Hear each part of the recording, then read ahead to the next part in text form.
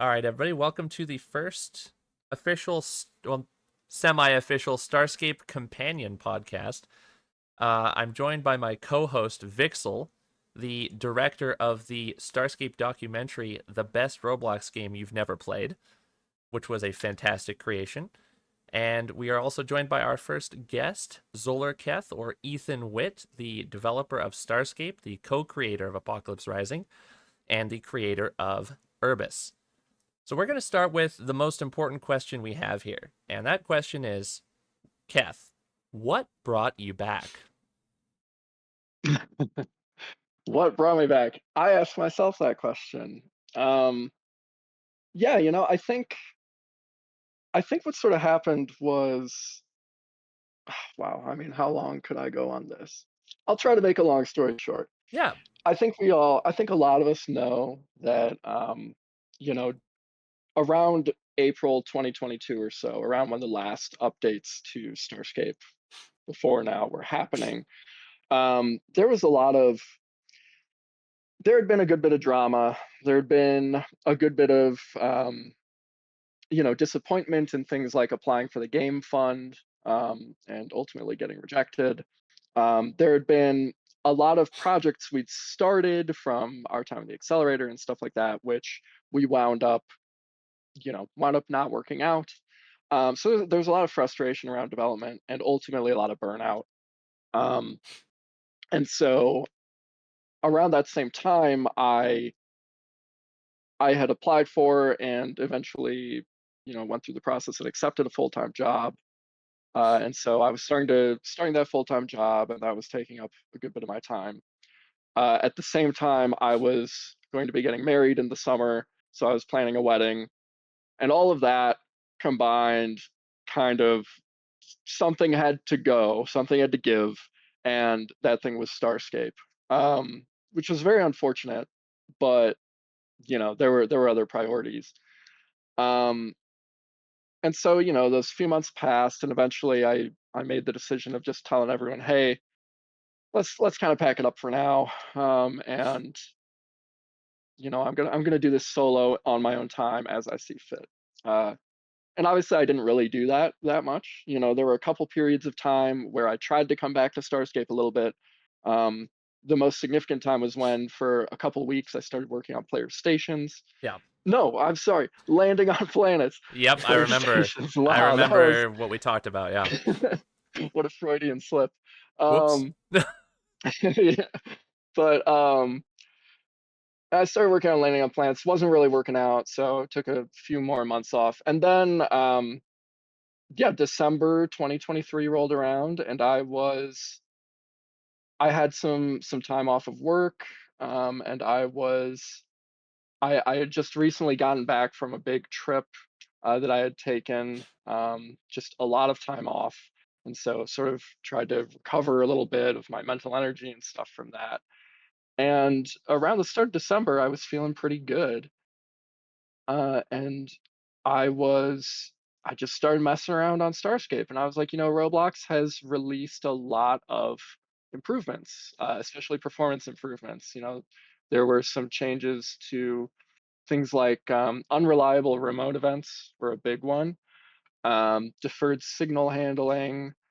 You know, I mean, there were a bunch of things, and Yeah, I haven't even. Roblox had progressed in the intervening period. Like Roblox Yeah, itself as a platform had grown a little bit, and there were a few technical things that had been added that would be of yeah, great benefit to Starscape. absolutely. And so what I really started doing when I was coming back was I was just like, oh, let's check these out. Let's see what's going on here. Let's see what I can do.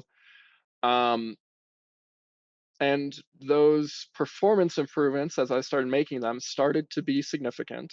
And then I was like, okay, well, if these performance improvements actually work out, then maybe the rest of Starscape will be able to work too, because performance has always been a Yeah. big concern. And then I just started really getting back into it.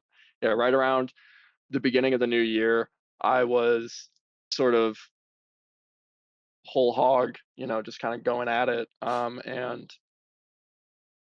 And yeah, Yeah, and then it hasn't let up since. one of the things that I think, so I actually wasn't around at that time. I happened to get distracted with my own, whole getting married, having a kid type Yeah, thing. How funny it is. congratulations. Time does pass. It is an interesting thing. But one thing that I seem to have noticed, at least from the period of time leading up to Starscape eventually kind of closing down for a while, as far as development goes, is this very. It's not uncommon. This actually happens. This happens a lot in indie development. There, we had the too many cooks in the kitchen syndrome. So we did have a lot of people providing input, and every single one of these people care about the game intensely. But Mhm. when Starscape started, if I'm not incorrect, as essentially a passion slash hobby project, and it eventually grew, and it was great. It was great that it did grow, but it kind of spread quite far beyond that. I think Yeah, probably further than you expected it to. And one thing I've been very happy to see about right now in the recent kind of rebirth of Starscape is kind of a return to that, this the development style that you had early on in the game, which was essentially there's this shiny thing over here and it really excites me. And so I'm going to work on it and I'm going to add it to the game. And we have no idea we ever needed it. And maybe even nobody ever suggested it. But it made yeah, me excited. And now it's in the game. Like, we did not, there's no need necessarily to update ship explosions. If I recall correctly, there's no specific need to update those. I am more excited about that than almost anything else. Just the visuals of them. You know what I mean? It's just a yeah, return to Starscape being developed as a passion project. And for me personally, it's been really good to see you this excited about it again. It really has. Um, yeah. Obviously, It's this been is meant great. a return to a smaller team. It's meant a return to you mostly focusing on the game, while we kind of provide some background support, feedback on the game, some stuff like that. And I actually think, I think, for the moment, I think that's a really good method. I really like that. Um, I'm fond of how that's going so far. Yeah, me too for sure. It's yeah, it's funny. The ship explosions are I forget exactly why I started working. So part of it was that one of the performance improvements was finishing up meshing all the ships, right? I Yeah. had created a system for meshing ships, but I had not extended it to every ship in the game because certain ships, like fighters, had more complex geometry, like cockpits and stuff, and I was worried about collisions, like when you're trying to get in a cockpit and stuff like that.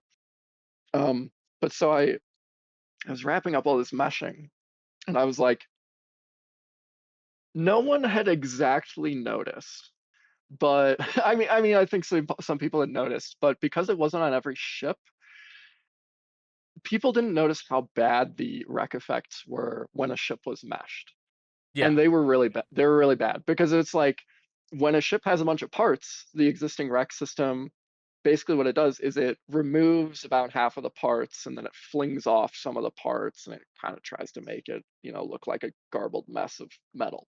Um, but when you have like four parts in a ship, um, you can get situations where either no parts are removed or all the parts are removed, and then you have just, nothing, or you have a thing that looks like your ship that isn't wrecked. It And can be so, jarring. It can kind of pull you out of yeah, it for a moment. If you're paying attention, which honestly yeah, I tend to just explode ships and then, move on to the next one. But if yeah. you're paying like close attention, I can see how that could be pretty jarring to see. Yeah, and so I was like, this is going to be unacceptable when every ship in the game is meshed. People are going to notice. It's not going to look good. It's not going to feel good. And one of the coolest things about sci-fi games is these freaking explosions. These really cool uh, explosions. And so, like, I was like, you know what? I want to work on making cool looking explosions. And it turned out better than I ever imagined. I It, think. it looks Um, amazing. It is so I remember the first time you updated the ship explosions. They used to have the default Roblox explosion, right? yeah, So I yeah, they remember did. when you first updated those, and it was gorgeous. Like the difference, because again, not many people have played the game for a long time in that state, but for the earlier players, we did. I remember when every single shot that Yeah. hit an enemy ship had the default Roblox explosion attached to it. Oh yeah. And Oh yeah. that's how I actually got to I got to Licentian Hero destroying these Faralcan ships, the old Faralcan models. And my old video on that actually still has the old explosions and everything in there. And when you look at the new ones that even in the game right now, it's like a significant improvement. But then Yeah. this new explosion system is even better than that. And I'm really excited to just go in and do PvE because that's where you're going to see explosions the most, and just enjoy the visual effects of seeing this wrecked fleet of drone parts. After you've taken Yeah. out a drone fleet, I think it's gonna look really nice.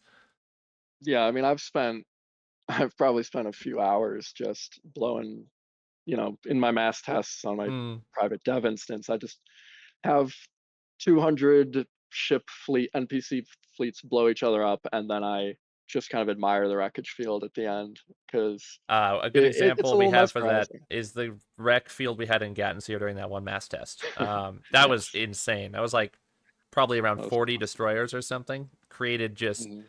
this wreck of metal, and it was really cool to see.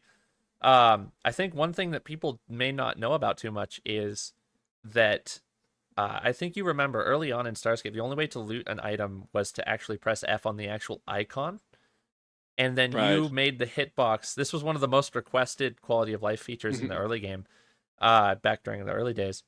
You couldn't loot by clicking on the wreck, and I think you can now for the most part, Yeah. but it was really hard to actually hit Wait, the you can click on a wreck? well, you can press F kind of more on the wreck itself and get to the loot, not Oh, directly on the okay. icon. Yeah. And it used to be Yeah. just directly There's on the icon. It was so painful to do. It was I gosh, I I remember invested that. in a system where yeah, it's like a raycasting based system where it'll check where your mouse cursor is pointing, and if that model is, has an associated tracker icon, instead of it just being, yeah, you have to hover over the icon itself, it'll activate that icon for certain types of trackers. Um, the Yeah, and that, I mean, talking about like quality of life features, I think what people don't appreciate is that, quality of life features seem small, right? Like when you Oh yeah. release them, it's like, oh, that's nice, but like maybe we should work on bigger features. But I think what people don't understand is that like a single bad quality of life instance in a game that is like repeated a lot can completely ruin a game It, experience. it can have So, a way if you bigger effect than a big feature that doesn't work well, actually. Exactly. Exactly. And like if you have one thing that's in sort of that core gameplay loop, like looting Rex, obviously is very core, and it doesn't work well, you're gonna get a lot of people just noping out because they get frustrated. Whether they know that's why they're leaving or not, it's one of the reasons. It's these little frustrations that compound upon each other. And so that's why this update has a lot of quality of life features. Like part of the point of it is just let's make Starscape like meditative to play. Like you never think about what's wrong with the game, and obviously there are still going to be things wrong with the game. Faction warfare could use some improvement and stuff like Definitely. that. But in terms of like the interfaces and in terms of like just the It core flows gameplay well. loop, You yeah, want it to it's flow gonna flow well. well. Yeah. So you kind of want people to get immersed in it to the point where they're going around their normal actions without thinking about the game too hard, which is Yeah. is it's weird to Yeah. think of it that way, but you actually don't want them. Like I was Yeah. playing Helldivers earlier today, right? And Helldivers is a good example of a game that's taken its players and what they do moment to moment into consideration very well. Mhm. And as I was playing it, I wasn't thinking about Helldivers, right? Uh-huh. I was focused on my objective and everything flowed very well. And people Yeah. don't notice that unless it's not there. And when Yeah. it's not there, Exactly. you notice it a lot. And Mhm. a lot of these quality of life changes, for example, the quick warp menu didn't used to exist. And that Oh that gosh. was crazy. I almost made a tutorial early on where I would tell people the best time to you'd look for a new star system by using the alt key to warp to as you were warping in because the cooldown for Mhm. AI shooting you was Oh way my lower as god. well. So you'd landed a planet with your honey badger, and you had like 3 seconds. You had like 3 seconds to find that planet or that next system and warp to it before this wild tier 5 fleet. Sorry, tier Yeah. 4. Tier 5 fleets don't exist. Um, this tier 4 fleet opened fire on you, and in your honey badger, you're dead. So I almost made a tutorial back then about like the best ways to try to warp to the next system, like in Wild Space, and before the quick warp menu was added. And it's crazy because Yeah. the quick warp menu is probably used like hundreds of times a It minute. is, yeah, it's if you who would play the game without the quick warp menu? Yeah, you're always I using the mean, quick I warp couldn't go menu. back to it. I couldn't go back to it. That's Yeah, crazy how so many people didn't like use that for a while. Yeah, or it's they Yeah. just didn't have the option. And It's just again, Yeah. crazy. how many times, Vxyl, have you thought about the quick warp menu? Again, it's a good example. Every It's day a of my quality of well, life. it's a quality of life feature that when you're playing, you don't necessarily think about. It just fits. It works. Yeah, And it's one of those things that just feels, in hindsight, it feels obvious, but Yeah. when it's, and that's how you know you've made something that's like, yeah, genuinely a good feature, is when like people look back and they're like, how could, of course there's got to be a quick warp menu, you know? Like, of course. automatic tractor turrets. Oh my Probably, God, that was I'm the gonna have best to change say ever. that if I had to rank quality of life, I would put that above the quick warp menu. Yeah. I would Oh have my to say God. that is the single greatest change to quality of That life was that has ever been that put was in the a game. fun one too, to make, like, just from a technical perspective. I love that kind of stuff, you know, that sort of stuff that just works. And I don't know, the whole turret system is like, even though I know like I made it and stuff, but it still just fascinates me, like, that it works sometimes, you know. It's like you can set a target, like, you know, because obviously, you know, the point defense and the automated tractor Yep. turreting, they use the same Yep. underlying system. um but the fact that you can select a target and your turrets just rotate immediately to it, I mean, there's so much trigonometry going on. There's so much behind that little system that again feels effortless. I mean, that is thousands of lines of code that make that, all of that work. And yeah, I don't know. But it's worth it, you know. Flying It's into a absolutely worth it. drone fleet and selecting a few of the fighters for my PDTs to focus on while I focus on the larger ships, that is probably the equivalent of automatic tractor turrets for PvE.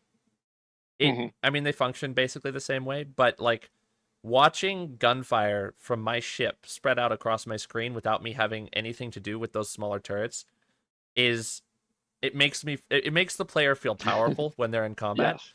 Watching a drone fighter like fly directly at me and explode like right before it hits me, and with the new explosions, what it's going to do is that fighter wreck is going to fly past your screen. Like the wreck in the Yes. process of exploding is going to fly past the screen, and it's just going to Yeah. make the player sit there and be like, "Wow, this is great."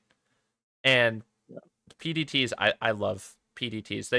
They were a great addition. Yeah, there's more work to be done there in quality of life, I Yeah. think, but like they're in a pretty good place. And yeah, I agree. They're a lot of fun to play around with. So we can talk about real quick. We can address Ender's question, which is Keth, Oh my God. do you still eat sand, or has your appetite moved on from sand? Oh, quite a segue. Let's see. I I don't eat as much sand as I used to. Okay. What? So Okay, wait. Okay, I need to know what do you mean by you eat sand? okay, this is probably going to be a slightly longer answer than anyone ever expected. Perfect. So Okay. for those who aren't aware, I so back in, oh my gosh, where to start? Back in 2012, which is now 12 years ago, um, I started working on a little game with a friend of mine called Apocalypse Rising. Um, you know, we released that game. We worked on the game for like 10 days. We released the first version of it. You know, development on Roblox, there was a much lower bar before you could release something Mhm. and have it really blow up. Um, and that went very well over, you know, a couple of years, to the point where Roblox, you know, as a company was, you know, and it was a lot smaller back then. It was interested in like talking to us and uh, having us on some of their streams. And you know, obviously there was the Bloxies, or I think back then they were called the BloxCon Hall of Fame Awards and stuff, and we won a few of those. And so we started developing a bit of a rapport with some of the Roblox staff. And when the first instance of the Roblox Accelerator program came around, we immediately applied for Urbis. So Gus and I applied for Urbis. Roblox was familiar with us, and so we wound up getting into the first accelerator program. Working on Urbis. And what happened then is during that accelerator program, it was me, Gus, Sharksy, Abstract Alex, Stickmaster Luke. Oh my gosh, there's so many people. But then one of the people was Defaultio was in it, and he was working on a game called Lumber Tycoon 2. And out of all of those accelerator projects, Lumber Tycoon 2 wound up being the biggest smash hit. Yep. And it's still huge. And we all totally understood why, because I mean it was a great game. There's a lot of character in that game, I mean it screams Defaultio. And and obviously, we all hung out together, all of us accelerators, we got to know each other. And he and I, we're friendly, we don't keep in touch that much nowadays, but we're having a good time. And so what he wound up doing is, I'm gonna be honest here, I don't remember why I eat sand. Wait, so you But actually ate sand? Maybe? I can't remember. I can't remember. It's possible. I think maybe I remember we went on like a hike on the coast at one point. Maybe I ate sand then, and I just don't remember. But Defaultio, Josh, there's a secret chamber in Lumber Tycoon 2. I don't think I've ever actually been there. I don't know if I've ever actually found it. But there's a table with me and Gus, and I believe there's a sign about me that says that it says something, something, and then at the end it says also eats sand. And that has been there from the early days of the Starscape community. People would message you about that, and it's funny because people would just be playing. They play Starscape and they'd also play Lumber Tycoon, and they would just message you that like, "What is Keth doing in my what is Keth doing in my game?" Yeah, no, there's some deep sand lore there. It's so, I mean, that group of people was incredible. I mean, we had a blast that summer. And it was weird because we were, Gus was from rural Alaska and I was from Illinois, and we weren't like part of this like tech ecosystem, we just like started it was working. the early days. It was quite a while ago. Roblox was still probably not a thing that was like common to be discussed in public. Like not many people knew about it back then, if I recall. Yeah, it wasn't huge. If you went to like a middle school or something, like, hey, Roblox, you might see some people's heads perk up. But it wasn't in the cultural consciousness. But I mean, in addition, we just weren't used to this sort of environment, and yeah, Roblox was definitely like a scrappy tech company back then, and basically kind of, it was small. It was almost a startup still, and it was a different world for us, for a lot of the people participating in that program. It's the first time we experienced anything like that, and it was crazy that we were getting paid, as interns, of course, and it was It was like a freaking dream. It was just like a dream. We were living together. There were 5 of us in this way overpriced short-term rental.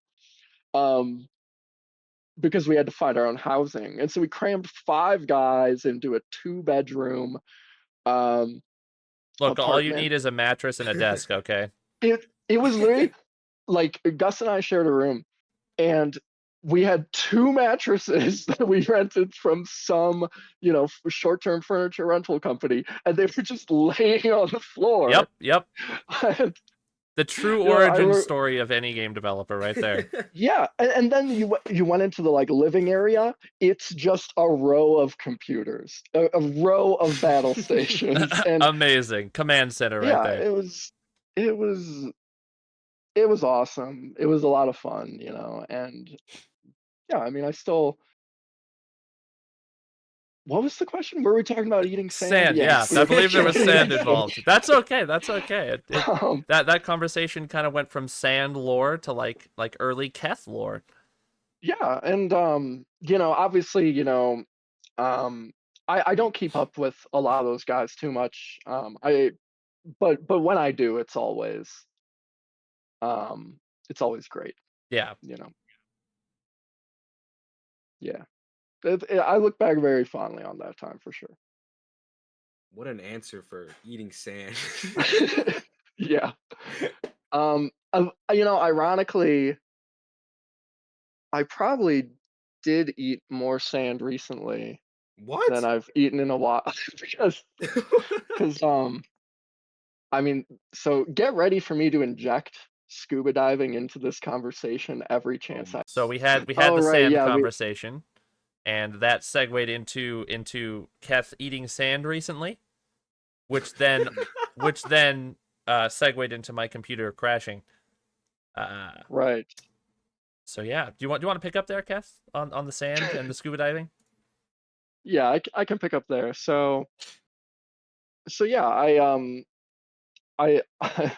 I learned to scuba dive recently, and part of when you learn to dive is you have to do open water certification, which is 4 open water dives, which generally you'll do in the ocean. You can also do them in like large lakes, whatever.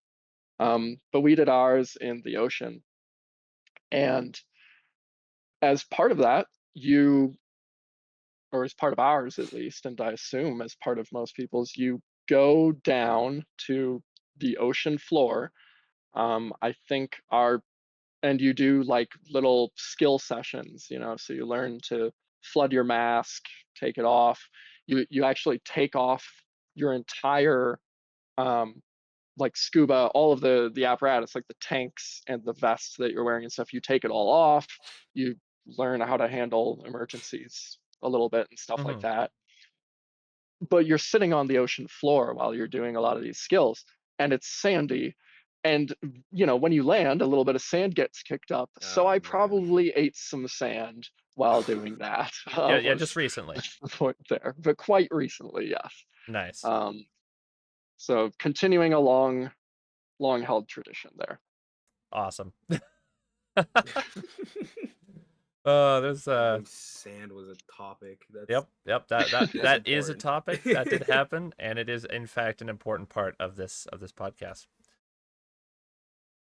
So I want to kind of move back towards kind of in between what we were talking about back then with the early days of Roblox, and kind of talk Hmm. about the early days of Starscape, because that's actually something that I Hmm. probably know more about than most people, but probably Yeah. not nearly as much as there actually is to know about.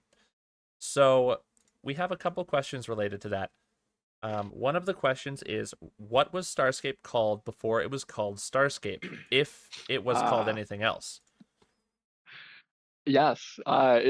It does have a name, or does have an original name, and so back in my junior year of college, I went on a spring break trip to New York. I was in college. I was at college in Boston, and so we like got we got like $5 bus tickets, and we went to New York City. We stayed with a friend of ours, all just like crashed on our floor and had a great time. We saw a Broadway musical. We ate bagels. It was fun. Went to Times Square, all that fun stuff. Um, Statue of Liberty. Great stuff.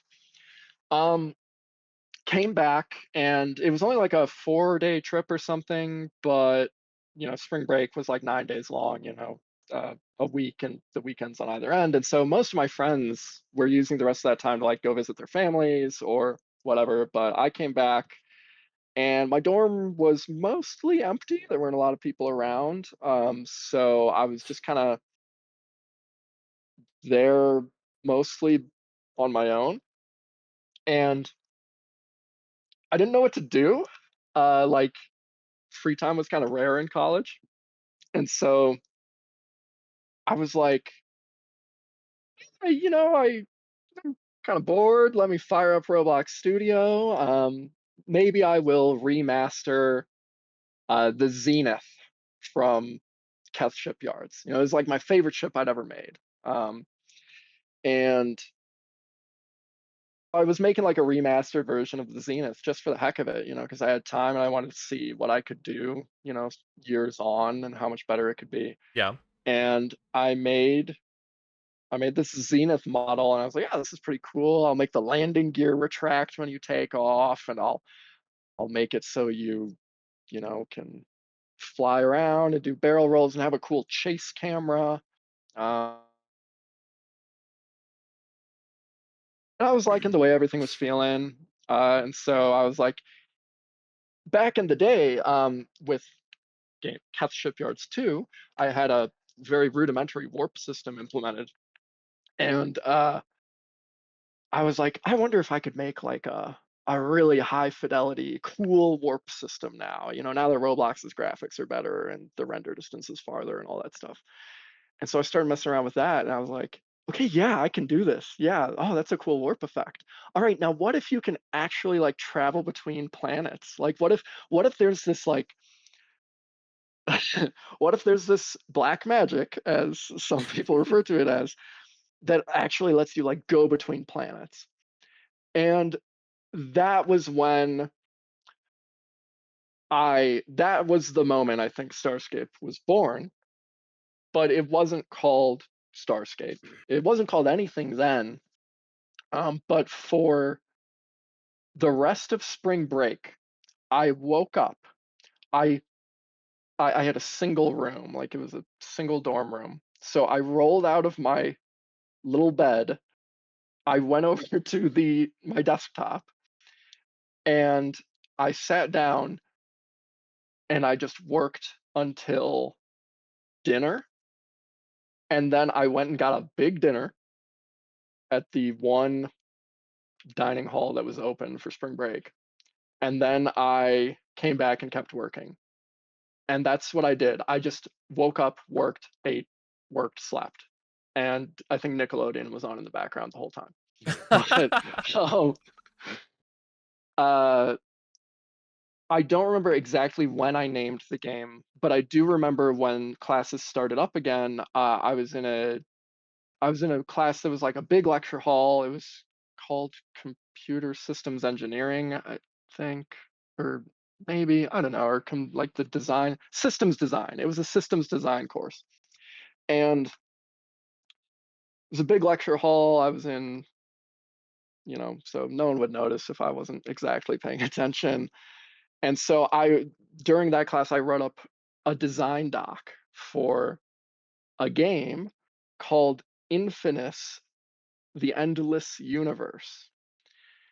And this design doc is really, if you look at it, it is Starscape.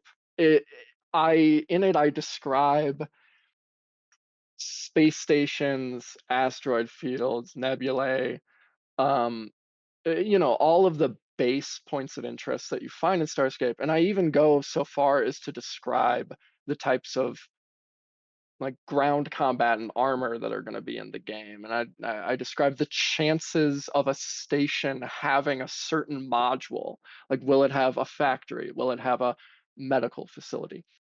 And this was what I worked on during my systems design course. And I justify that because I was kind of doing systems design. It's just not the systems design they were really expecting me to be working on at the time. But I did fine in that class, so it's okay.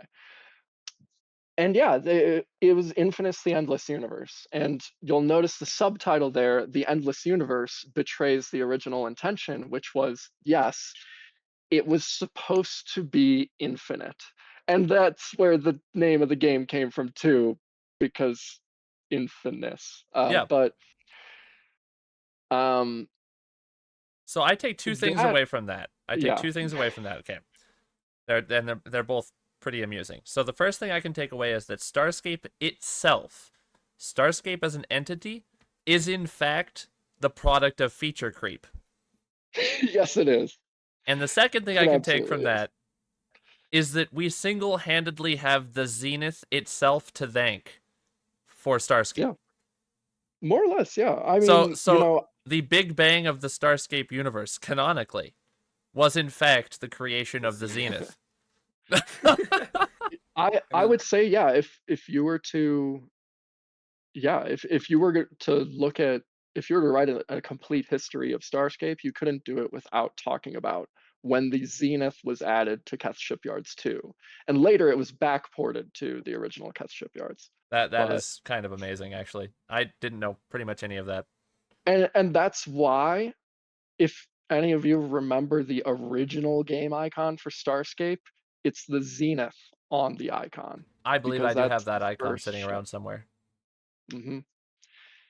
Yeah, I love that ship. I love that design.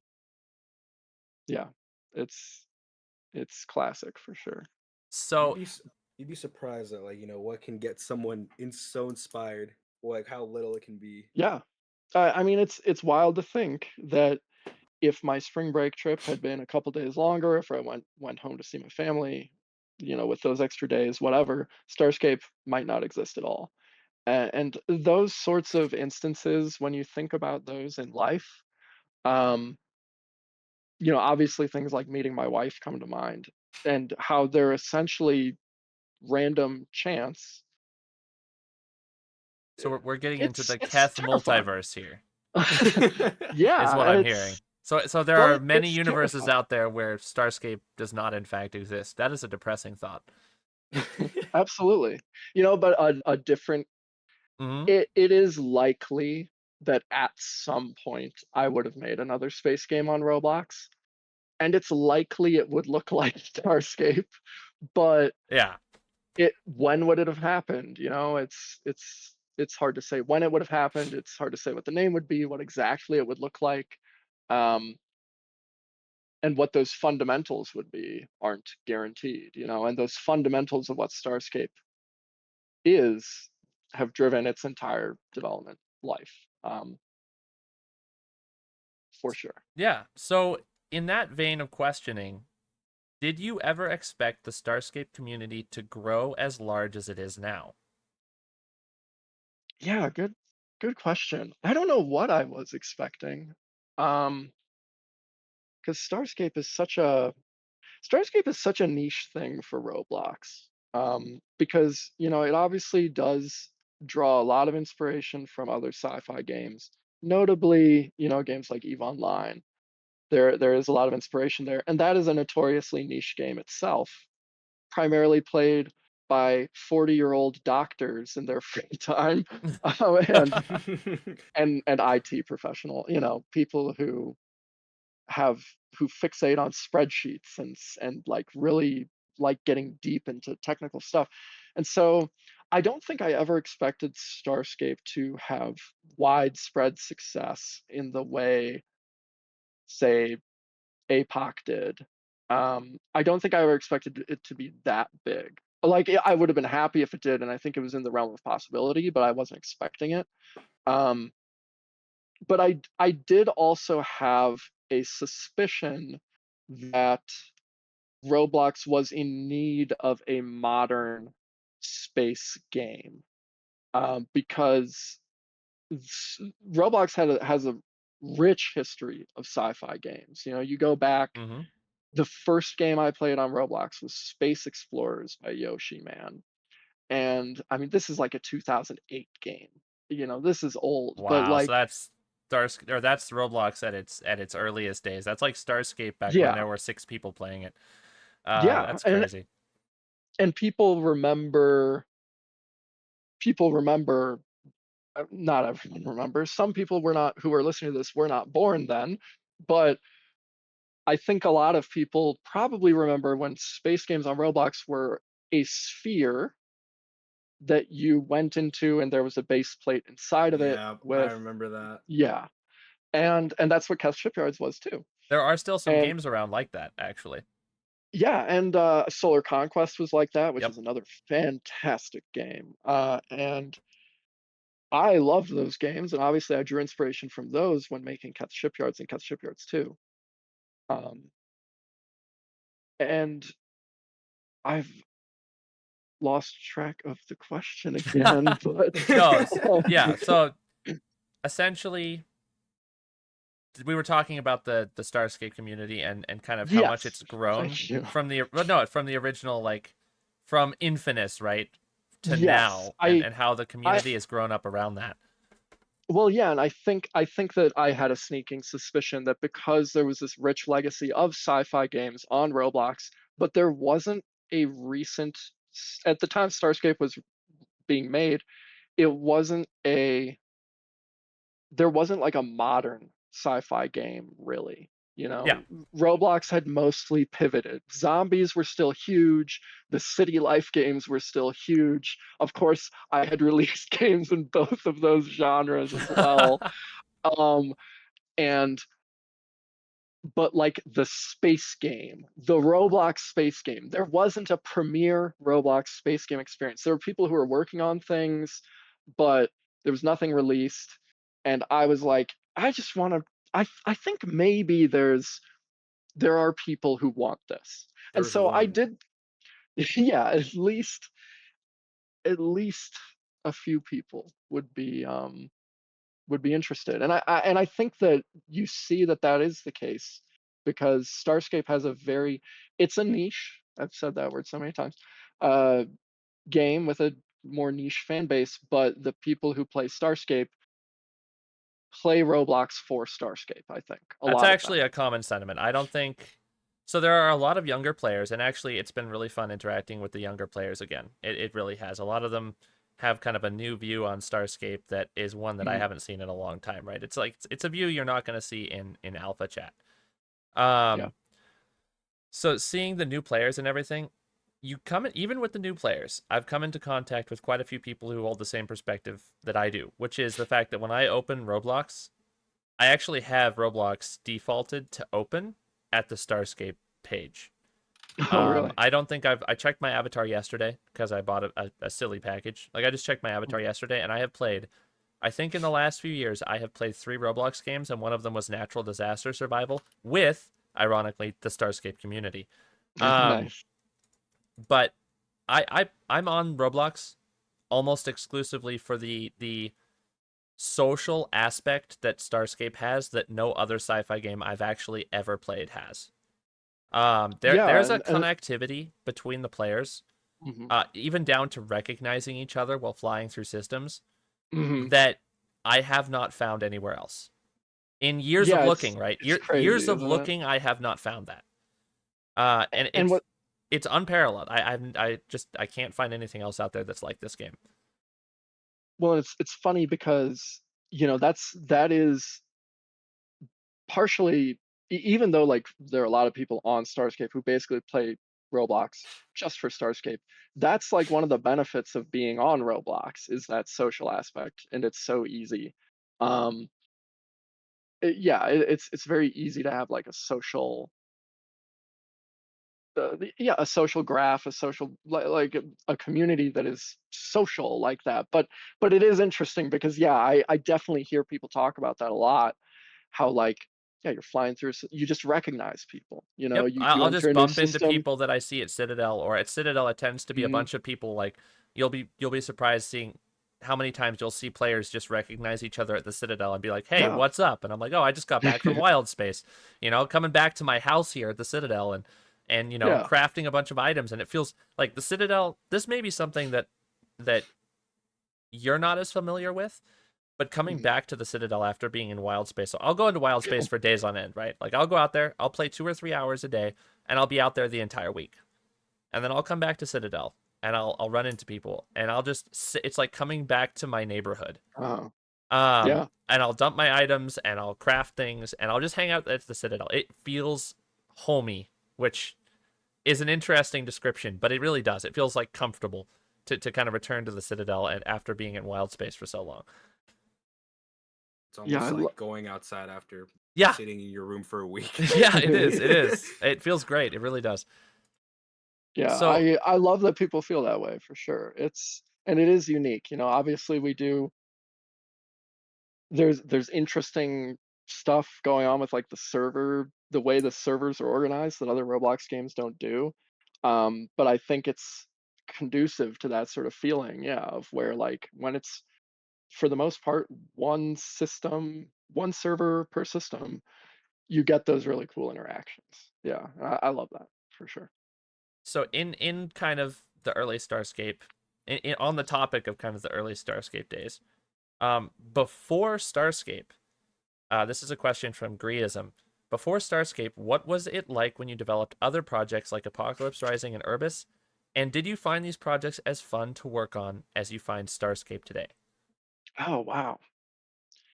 It was very different working on them. Yeah, it's hard to compare. So I mean, back in the day, like working on APOC, for example, was y- I mean, Roblox did not have a lot of the tools it has now, right? There was so much sending, like literally sending Roblox place files back and forth over Skype with Oh, with wow. Gus and stuff like that. There's something I Like haven't heard in a that's while. like I've always been bad about like version management. But that's literally like how we would develop the game. And I think most of the, like, yeah, sending place files, sending models back and forth because there was no team create.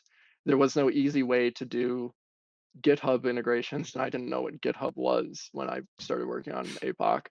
Um, so it was harder.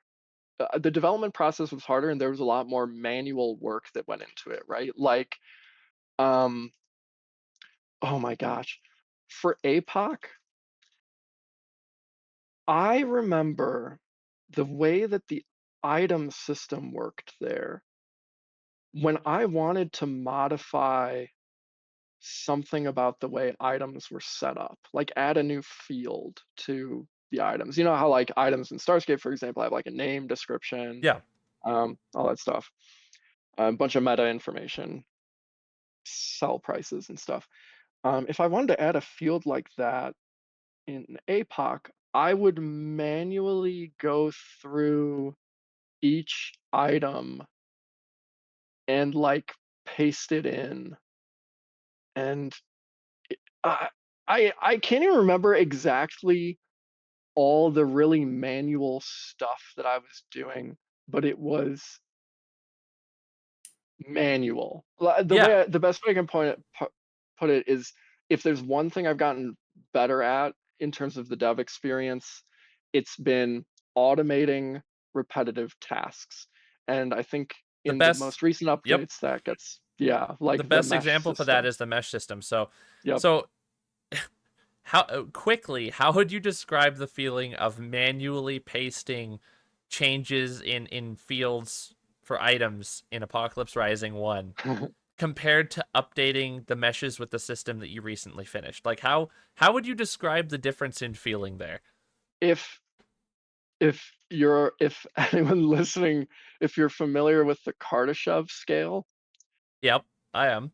where like a tier 0 civilization has like no energy use and a tier 3 civilization has the energy use of like an entire galaxy, It's like a tier 3 Kardashev versus a tier 0 we Kardashev have civilization. development Is Kardashev scales.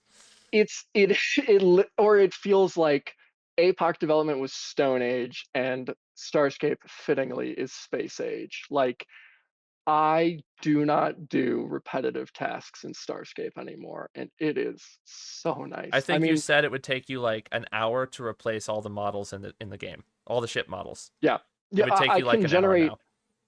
I can generate recs. Like auto generation of all these pretty rec models would probably take 10 minutes for all the ships in the game. And the meshes would be about an hour for all of them. Yeah. The meshes unfortunately have a slightly more, there is a manual step, but it's just the export step. I have Yeah. to, it's not hard because even for that I've added like this great UI for it that auto selects everything for me and prompts the export window for me, and I just have to type in a string. It's very easy, but that is something, if anyone listening, I don't know, how many people There are work on actually games quite a themselves. few that understand the more technical side of things. Like I'm not extremely Mhm. proficient in that. I can understand some of the terminology, but there are actually quite a few Starscape players that recognize some of the back end work that you do. Yeah, definitely do not underestimate the value of internal tools and automating workflows. It will save your development I actually process. got quite a few questions. I did not include any of them directly, but I think I had 7 individual questions where people would ask me to ask you what tips you would give to people who are developing, whether they're new Oh or yeah. not. And I think that's probably a good answer for that. That is probably the biggest one for experienced developers, yes. For new developers, there's a whole host Yeah, it's a different of set tips. of challenges. Um, and I think I've been the advice I usually give there is just think of something you want to make, hopefully something a little more on the simple side, and start with that because you can go through tutorials and stuff like that, and that's great. And your very baby steps should be with tutorials. But you should also, I think, pretty quickly move on to having in mind what you want to make, something you think is cool, because that motivation to make that cool thing is going to drive you forward a lot more than just doing a bunch of tutorials on, state management for UI and stuff like that. You're going to see development and the different skills that you learn as like tools to accomplish a goal, and I think that'll keep you more on track. So So for yeah, and that's great advice for developers, but I think in the application of everything generally, right? Whether you're making a game, whether you're making some fan art for Starscape, or whether you're making videos, right? So something I realized when I started my Starscape series is no matter what it is, you have to eventually just start with something, yeah, right? So yeah, you got the to first start. episode of my series and the most recent one are not alike in their quality, but I Oh, had to start somewhere. Like you have to eventually just post something. I've actually been talking with a few people who have wanted to post a Starscape video, but have been hesitant to do so. And my advice is you have to post something. You'll get yeah, just better. do it. Like you'll get better over time. You will. But you're never going to go anywhere unless you start with something. You have to just take that first step and post something. Yeah, It was a little nerve wracking to post my first video in 2 years, you know, and have it be related to Starscape. And it was nerve wracking, but I wanted to start somewhere, and I thought that was a good place to start. For the people absolutely. listening, my first ever Starscape video that got me known was "Rest in Peace, Lakers Fleet." Oh wow, there's a classic. That's actually a good one. Yeah, you got Um, to start. I agree. so Everything's easier once you start. now for the game updates, I had a question that was posed, and I think I'm actually going to go through. I'll start, and then we can go to Vxyl and then Keth, because this is a bit Sure. more of a personal opinions question. If you rated Oh all my. the game's updates, now we're just going to rate our favorite and our least favorite. What update would you Mm. rate the highest, and what update would be rated the lowest, and why? So for me, my favorite update, and I think, Keth, if I'm not mistaken, Echoes of the Past added the automated tractor system, right? I believe so. I think so. It's been a Yeah, while, okay. but I think so. So assuming that it was there, and I think it was, I think that's when strip miner turrets and precision turrets were added as well. Um, I think Echoes of the Past has to be my favorite update. I think the update, there are no drawbacks. There were no negatives. The update was just good. Uh, I'm pretty sure it added the automated tractor system. It added strip mining turrets and precision turrets, which actually in a very strangely balanced way, because Starscape still has multi-box fleets. I was one of them for a long time, and giving players who multi-box precision turrets made their life easier, and giving players who didn't strip mining turrets gave them the ability to compete with those Yeah. fleets. And it was a really great example. And I want to take this and eventually apply it to other portions of the game where you're rewarding both sets of players. Yeah. But the ones who are really rewarded are the ones who are actively involving themselves in the game, right? Rewarding active involvement in the game. Strip mining turrets and precision are the best example for this, in my opinion. Like if you actively play the game with strip mining turrets versus passively with your precision turrets, you will be rewarded more for actively playing the game. Um, and I love the exploration aspect. I thought it was a great update. My least favorite is not my least favorite because I dislike it. My least favorite update would have to be the faction warfare update, only because the ceiling of potential it has is incredible. I think that update could the update added a working foundation. It did, but that update could have, and I think one day in the future will be one of the best features in the game, and definitely has the potential to be the best feature. It just didn't hit that mark on initial release. So that's the reason why I would mark that as my not my least favorite, but the one I think that could have been more to begin with. And Vxyl, what were your least favorite and most favorite updates? Okay, so my favorite, easily the faction update, because like I remember back Mm, then, like having to. Okay, so when I joined my first faction, right, I had to tag every single person like blue, right, and then not only that, there was a battle like the very next day, right, and then I had to tag even more people who I didn't even know existed or were a part of the faction, and then we got like really cool skins out of it, and it set a lot of people apart from the game instead of just everyone being in a gray ship or whatever faction they like had the most points with.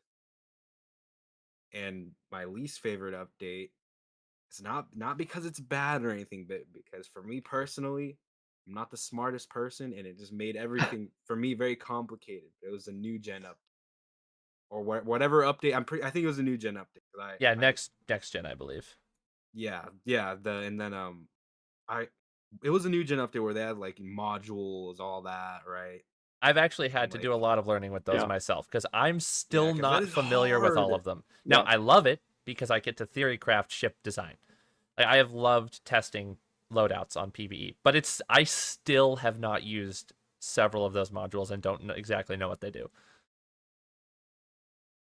Yeah, it's just it's I think it's really cool, but it's like what is Yeah. an armor composite rig? Like I don't know what it does, or I mean, it's just all so At first complicated. Like I glance, remember yeah. back then, you just build a ship, get 6 turrets, you're ready to go. Like those are the simple times. But now it's like you gotta plan all this out, plan a certain comp for whatever fleet you're going up against or whatever person you're going up against. And I mean, I think it's really cool, but like I just wish it was a bit simpler. And Kath. it, it's difficult. I'll start with yeah. And you can come at it from more of a development perspective as well, because Yeah, that's sort of where yeah. I'm having my difficulty. I So think come at it from like your least favorite would probably be the one that caused it to make it harder to develop the game or something like yeah. that. And I think that yeah, going off of that and going off of just a general vibe. So I'll start with least favorite. And I do have to say for me it is probably the next gen update. Um there are things I love about the next gen update. Don't get me wrong. Uh but I think that one of the big problems with the next gen update is that it was just incomplete.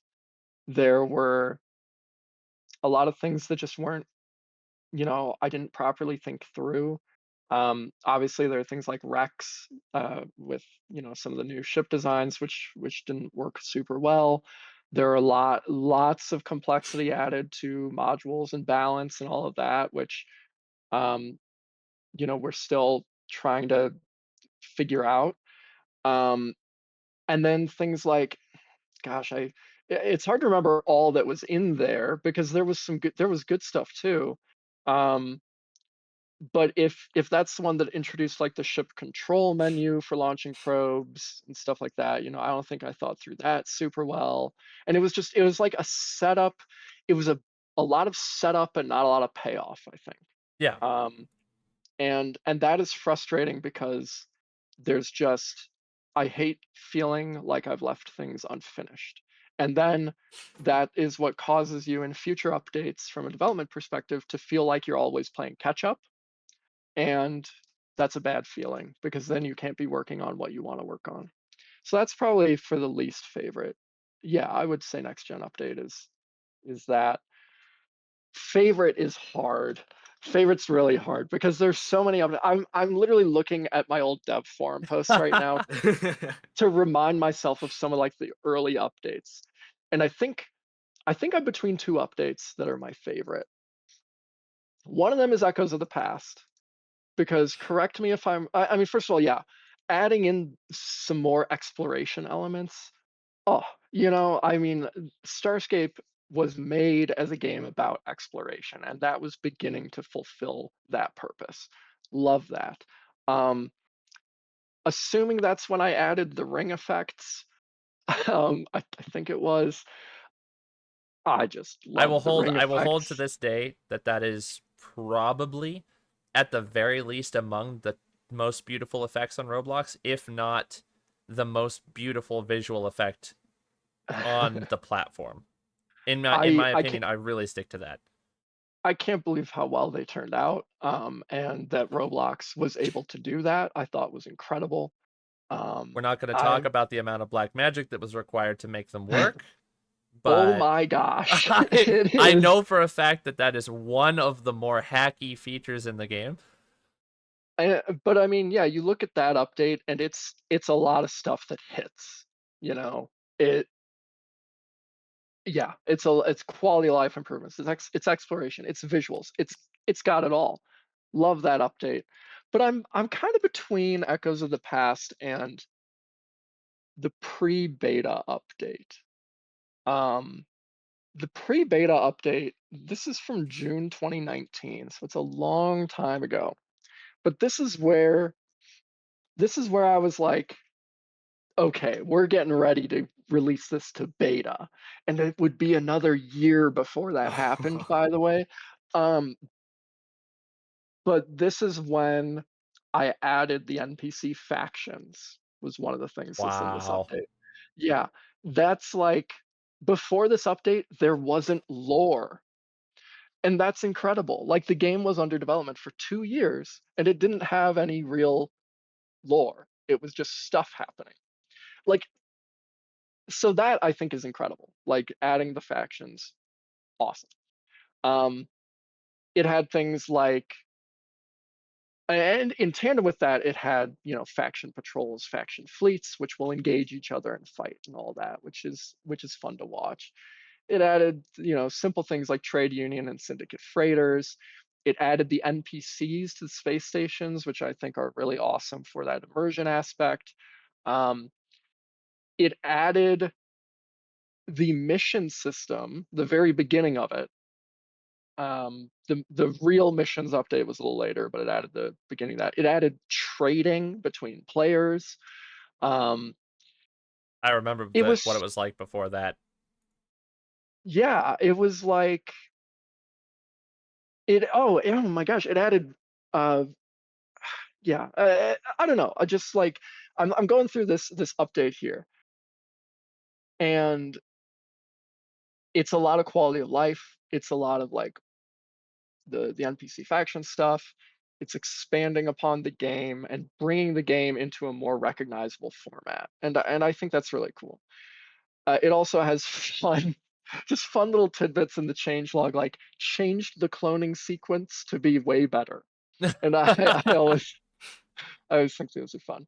Between, so between that update and Echoes of the Past, I'd probably have to give it to Echoes of the Past, if not just because those ring effects are so great. But there's also, I mean, there's some really, really great models that made it in there. And I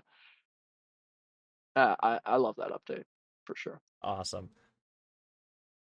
All right, so this question's interesting because I think it goes back to something that only has been discussed among a few people. And the question is, if you could change one fundamental thing about Starscape without having to recode large swaths of the game, or I'm going to change the question slightly, even if you did have to recode some parts of the game, what would the main feature that you would change be? Oh Now, to boy. lead with that really quickly, I remember discussing in the past the multitude of small balance issues that we've had around warping, right? Mhm. Warping between systems. And I seem to remember an old conversation we had about maybe if you could go back, Starscape, instead of Ah, having free warping between systems, the game would instead have linked hypergates the way Eve kind of does yeah, between the star systems. And we talked about, I think, for a while there, we talked about how that would bring some balance issues to an easier solution. Like there would be easier solutions to different balance issues if the game instead used a kind of instead of free warp, it kind of used a yeah, hypergate system. yeah. I Off the top of my head, that would be it. Yeah, it's tough, right? Because yeah, the warping in Starscape is cool, and when I originally was making the game as Infinus, um, the universe was limitless.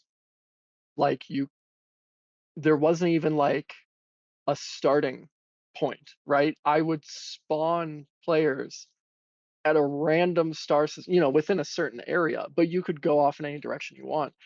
And so it didn't make sense to have, you know, warp, like say warp relays or warp gates or whatever, like Eve has, stargates, like Eve has, because it wasn't that suggests like an underlying galactic infrastructure that wasn't in the original vision of the game. And so instead of doing that, I had a free warp system for warping between systems. And I thought that was really cool. And it is cool. It works out. It's freeing. It makes travel a little faster, which is nice. But yeah, it causes a lot of problems because of the way, partially just because of the way Roblox works. Um, it's very, very, very, very hard to make a foolproof system to stop intersystem warp logging. And we've added so many little things to try to get around the problem that if you're in unsecure or wild space, the best thing to do, like the game theory thing to do, if you don't want to fight, is warp to another system and log off. And having a best option be To stop play the stop game. playing Yeah. the game is really bad. It's Yeah. it's a Yeah. broken solution Yeah. essentially because you don't want the main solution for every conflict to be to not play the game anymore, right? Yeah. It's like how do I survive? I stop playing. Yeah. And And that's the issue we have at the moment. One of the main issues we and, have. and it's relatively simple to make it work for intra-system combat logging. I can make a ship stay around for a while longer and stuff like that. Inter-system, because you're dealing with going between Roblox servers, um, is harder, not impossible. And I should do more to prevent warp logging. But it's it's a problem. And then you still have the issue where, like, even if I prevent intersystem warp logging, well, there are still 5 neighboring systems. So when you see that player disappear, you're not going to know which system to go to follow them. Yeah. So Mm. it's just not, it's not perfect. It's a complicated problem that probably has an even more complicated solution. And Yeah. I'm making myself feel a little tired talking about it. I can't even Well, imagine and to, well, and to try to solve that. you think about the things we've done to work around it, and those are things like planetary uh, what would you call it? Like having warp hubs around planets, and then having these sort of subzones, like the rings and the aberrations, where you have to go back to the warp hub before you can warp out. That's something that was partially done for this reason. And then, adding charge time for intersystem warps, decent solution, but it doesn't fix the problem. It only makes it very slightly better. And if we had just, a galaxy-wide relay network, for example, uh, all those problems would be gone, and it would make the game It would easy. It fundamentally would make development change. easy. It would Yeah, fundamentally change how the game works in one way. yeah, But I mean, that was the question essentially. yeah. It would fundamentally change it, but I think if I had to go back and do it all over again, I'd probably try to find a way for it to work. Um, it, I think there are lore implications and stuff that are, not super desirable. Like, why would Corsac be running, relays through all the wild systems and stuff? Yeah. But yeah, it might be worth it for a gameplay perspective. Kath, okay, I have a question for you, Kath. Mhm. So I know I've asked this, a few times. Most of those times I did not. I never got an answer, but now I've gotten it here, and it is about the cosmetics in game. uh, And okay, so the cosmetics right now, they're really cool. I like them. I have all of them. I'm pretty sure. But the one I was always looking forward to are the rainbow lasers. I knew you were gonna say that. Uh, Do you have any idea when those will be coming out? uh, I'm trying to think of why I didn't release them. I think there might have been a technical issue with adding so many colors. Like, I think at one point I got them to work, but then I made a change and it maybe regressed or something. Hmm. I think the main hesitance of adding more cosmetics was just that I had I'm not the cosmetic system is incomplete, right? So adding Hmm. to it right now seems inappropriate. Um, it, it's in this state where it's like it works. You can buy stuff. It's some of it's pretty cool, like I love having the different engine colors myself and stuff like that. Yeah, Um, but I think I've just sort of been waiting for a bigger cosmetics overhaul, which is something I want to do. Obviously there are like cosmetic ship designs and stuff like that that should be brought in. And with, hopefully the coming soon getting dressed update, which I want to introduce like layered clothing, to increase that visual fidelity a little more. I think that would be a good time to start looking into more cosmetic updates as well. Things like cosmetic jackets and hmm. cosmetic, monocles and stuff like that. Um, Monocles. that's a little reference for my Eve players out there. But Oh, okay. um, but yeah, I think it's just that I want to have like a real approach to cosmetics, like a Yeah, solid approach to cosmetics, and so I'm not really touching the system right now because of that. that's understandable. But I know a lot of people want the rainbow lasers, and Yeah, I for yeah. one on my alt account because I don't have the alpha skin, which is in fact the best skin in the game. Um, because it's dark, it doesn't stand out too much. And I was Mm. looking through the shop and I'm like, I I I would love to spend a whole bunch of money here. But out of all the skins, the ice ones are great. Aside from the fact they give you a tactical disadvantage. Yeah, they do. The ice ones are great. I love those. But I was like, man, I'd love it if there were more skins in here. It'd be great to buy those because Well, and with on a new account I don't have that alpha skin I tend to default to. Roblox's like material service improvements and stuff like that, being able to sort of do custom materials, it's gonna make when I do approach cosmetics for things like skins, it's gonna be that much easier. Because this new system will, the old system for skins um, with materials or like skins that shimmer Hmm. uh, was pretty hacky, but with like stuff like material as service, it'll be much easier for sure, which is good. Yeah. Every time I take a break, Roblox will inevitably introduce stuff that makes my life easier when I come back. So it's not a total loss, you know. Yeah, I guess. The dark ages. Mhm. Okay, so I have another question from a player named Milky Way. And his question was, what would you say was the feature you enjoyed working on the most? And what feature are you most looking forward to being added? Oh boy. Oh man. I can Okay, hear the let's gears see. turning. Yeah.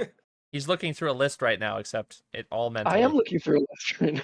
No, it's a literal list. I'm looking at a list um, of my internal roadmap. You know, obviously I've shown a bit of a roadmap of what I plan to be working on. As usual, I'm gonna have to give a bit of a nuanced answer. It's hard to Yes, give a, yes. but feature that I have added that I enjoyed the most. Hard to say anything but rings, because they're really cool, and just working on that, and as that was coming together, like the early implementations of that were already cool, right? It was already cool, but that whole system, the light cruising system, is complex, like mathematically complex, actually. Um, oh man, and actually, you know what? On that topic, okay, orbits okay.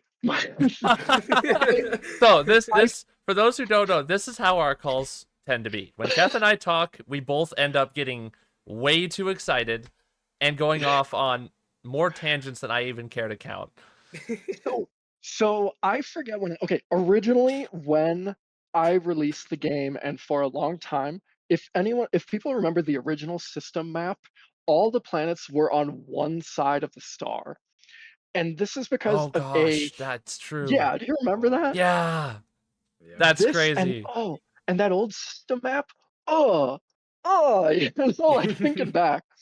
So that okay, that's my answer for my favorite feature I've worked on probably, because turning that into a proper system map with planets that orbit have, not only do they have real orbits, some of you might not know this, but the planets orbit in real time. If you go back to a system 20 days later, the planets are going to be in a different position because stuff is orbiting, and the orbits are mathematically accurate, and they're not just accurate, they're like correct, you know.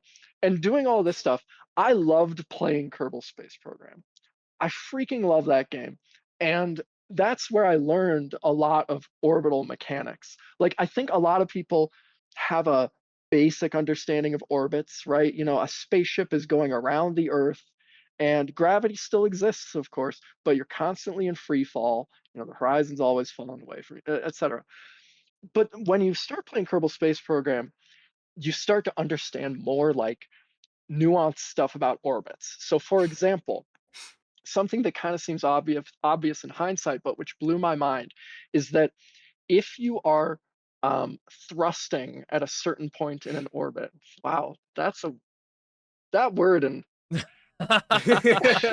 um, if if you are, yeah, if you are expelling exhaust at a certain point in an orbit, That's somehow even worse. that is worse. Yeah, whatever. If you are increasing your delta, if you're increasing your kinetic energy or decreasing, if you're changing your kinetic energy at a certain point in an orbit, let's say that. The moment you stop doing that, you will return to that point in the orbit. Like the orbit doesn't change from that point. Like so for example, if you have an orbit that has a really high, you can have orbits which go like, let's say it's an orbit around the Earth. Yeah. One side of the orbit can be really close to the Earth's surface, maybe you're a couple hundred miles up. The other side of the orbit can be all the way out near the moon, Yep. or farther. If you if you thrust, gosh, at the is there a better word for this? I would love a better word for this, but at say the lowest point in the orbit, you're going to come back to that point on the next orbit, no matter what. You're just going to be changing the parameters for the higher end of that orbit. That is And maybe you'll interesting. I change, haven't really yeah, noticed that before. and maybe you'll change like the inclination of the orbit, or like the phase of the orbit and stuff like that. But that point that you are exhausting from, gosh, Propel is is a good not one. going. What is it? Propel is a good one. Yeah, yeah, that's good. The point where you're propelling yourself from is going to be the same, unless of course your orbit is influenced by a third body. Let's say you might have like a 3-body problem or something. Yep.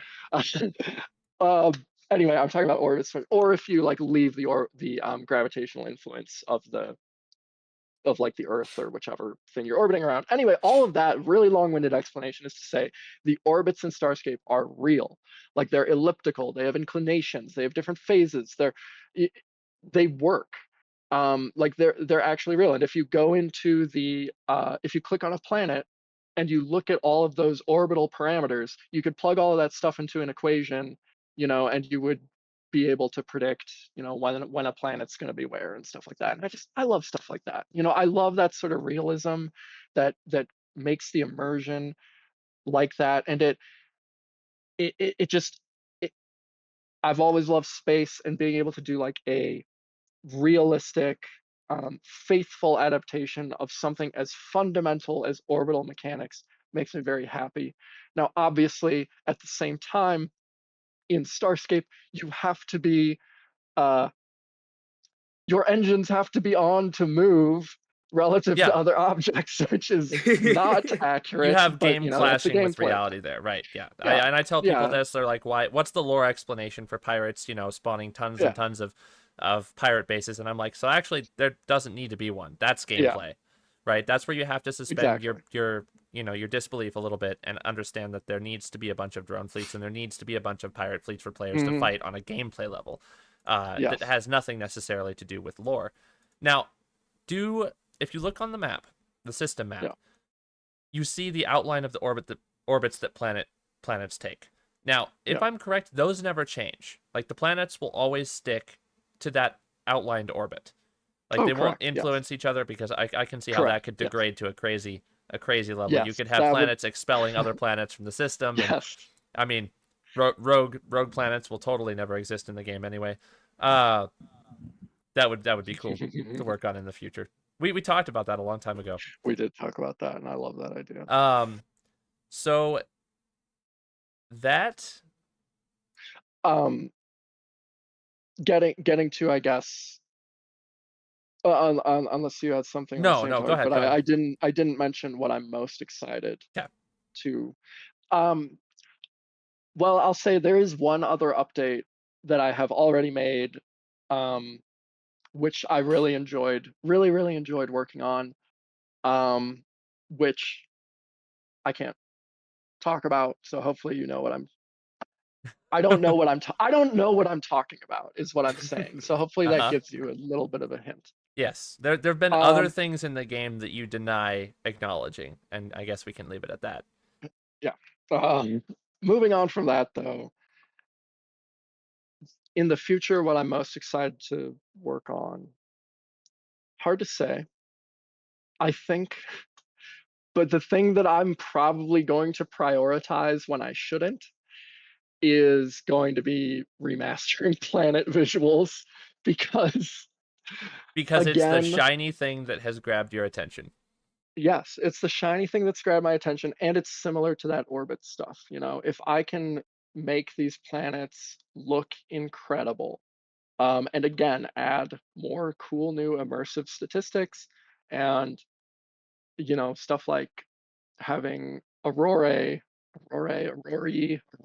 on planets, stuff just like make everything beautiful, make the game beautiful, and then sort of it's sort of a love letter to science fiction in general. And I love updates that are like that. I love working on updates that are like that. Those updates where you just look at it when you're done and you're like, this is beautiful.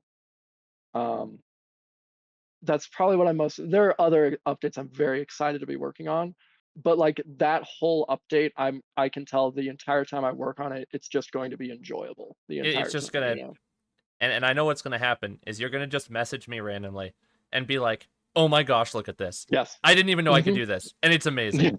Yeah, it's and I hope that Roblox can properly support everything I want to do. We will see. That would I be mean, awesome. Yeah, that would be exciting, and yeah, I look forward to seeing that because the last time you worked on visuals, as we have discussed, the last time you worked on visuals like that, it turned out to be rings, and even though we didn't know that yeah, was possible to begin with, the end result on that was insane. And Yeah, they look if you yeah, look in the so cool. screenshots channel anywhere, almost all of them come from rings. yeah. Uh, It's better on than the I ever could have on the imagined. planet orbits, actually, one thing I've encountered recently that I thought was pretty amazing.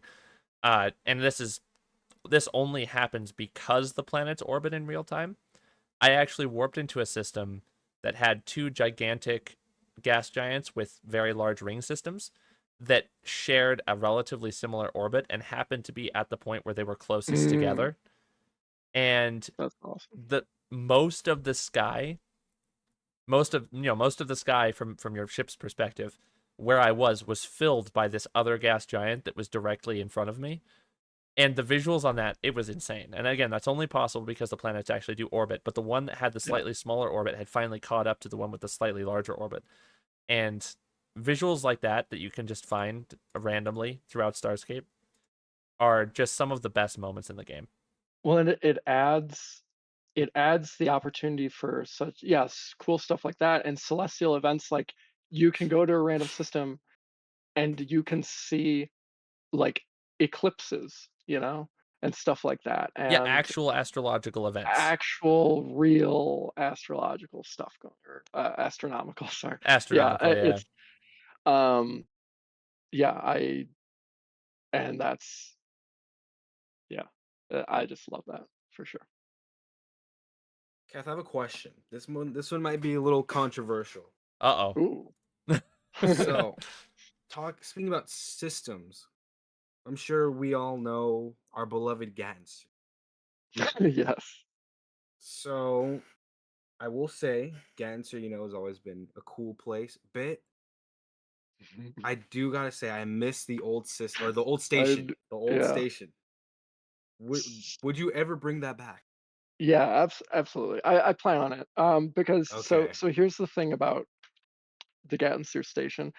I have a custom script that every time I update the game's systems so that they whenever I update something about system generation, I usually have to regenerate non-static system layouts. Um, because the generation parameters have changed. So like, Mm. none of the new stuff would be in the systems if I didn't regenerate them. I have a custom script that I'm supposed to run in Gattenseer after that to add in the old station, and I forgot to do it the last time I What? regenerated No systems. way. Yeah, so that was totally unintentional. I'm very supportive of the old station. So Okay. yeah, when I'm just I making sure. maybe after maybe when I drop this update, I'll go in and run that script. Okay. Assuming it still works, I'm gonna have to update it a bit. But I love the old station too. Yeah, it's definitely more conducive to combat and stuff like that. So Oh, bit. What's it called? Do you ever plan on making changes to the med bay? That Uh, having that position is like really, really good. I can't say I have any plans on it. I think you and a lot of the other people listening are more familiar with the intricacies there than I am.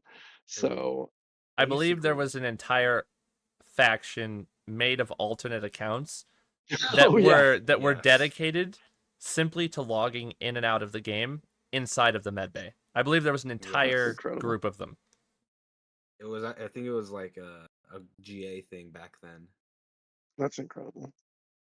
But like back then, or I mean, if if the hit reg with guns, were Yeah. working well right now, it would still be a problem today. But like you could easily win like a heavily outnumbered fight if you just have control of the med bay. Uh-huh. Like Yeah, and it was always a problem back.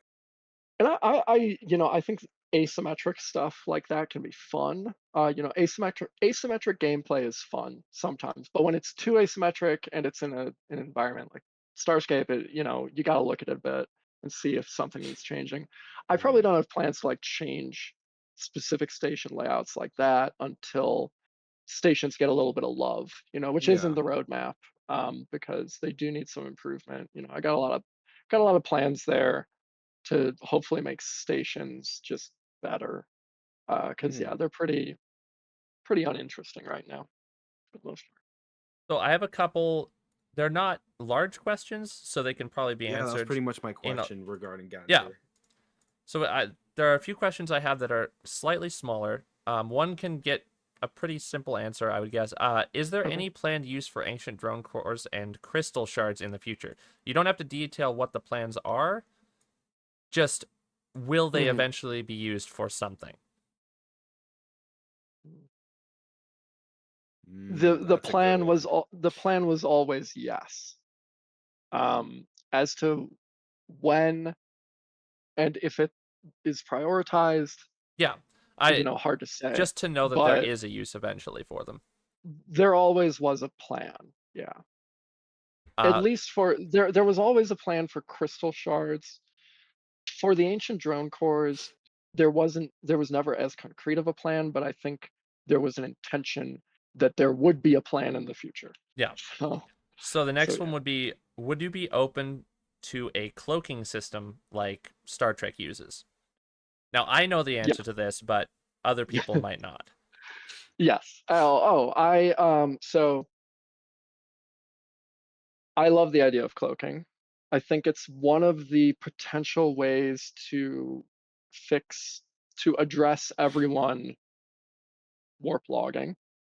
Um, I also think it introduces really cool ideas for combat. Obviously, any sort of cloaking system needs to be very, very carefully thought out.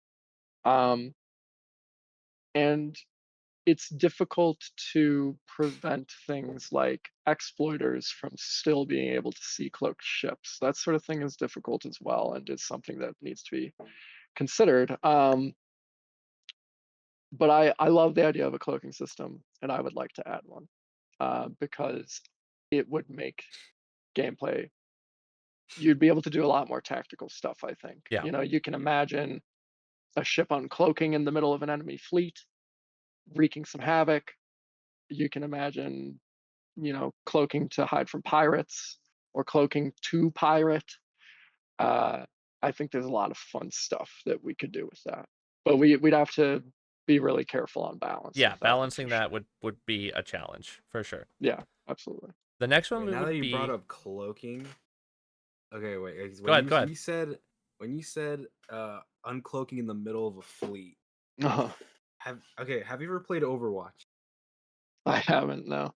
Okay, well, never mind about Overwatch, but have you ever thought about adding a self-destruct like nuke type Oh, thing to a ship? oh, like actual doing Yeah, damage to. yeah. Area of effect weapons are something I've thought about. Yeah. I haven't been sure exactly if would want it to be like damaging. The difficult thing with area of effect weapons is like you have to think about you have to think about their usage in contested space, and there are questions about Oh like, yeah. well, should it damage your affiliated members or not? Um, under what conditions? That sort of stuff. So area effect is difficult because of that. Grenades already have this problem in contested. Mm. But I think overall, I think it's a good idea, but it's one of those things that requires balancing, requires very careful balancing for Yeah, sure. I Yeah. can see a light burner suicide bomb ship being quite Yeah, quite interesting. how cool would that be though? So the next question is, will support ships ever be a thing? And if so, how do you plan on implementing them? So I'm more interested in the first Interesting. part of the question and less interested in the second part. I will say that recently, well, I guess a little less recently, I was with a fleet in wild space, and Ooh. I felt the lack of a support ship there. Yeah, All of us had modules to heal ourselves. Even with that, there were a lot of times when one of our ships would get targeted pretty heavily by the AI, and to yeah, have another ship whose sole purpose was to like immediately latch onto that ally ship and give him, a shield boost, yeah, or to immediately start healing him so he didn't have to immediately leave combat, because like some of these drone fleets or pirate fleets can actually dish out enough damage to take out a destroyer if you're not careful.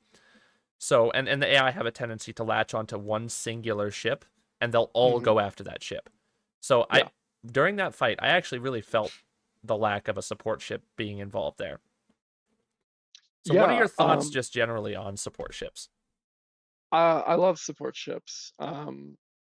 Well, so first of all, I hate support ships because when when my corporation and Eve, we had a wormhole, we had a POS set up in a wormhole, and we thought we had like the greatest defense network ever.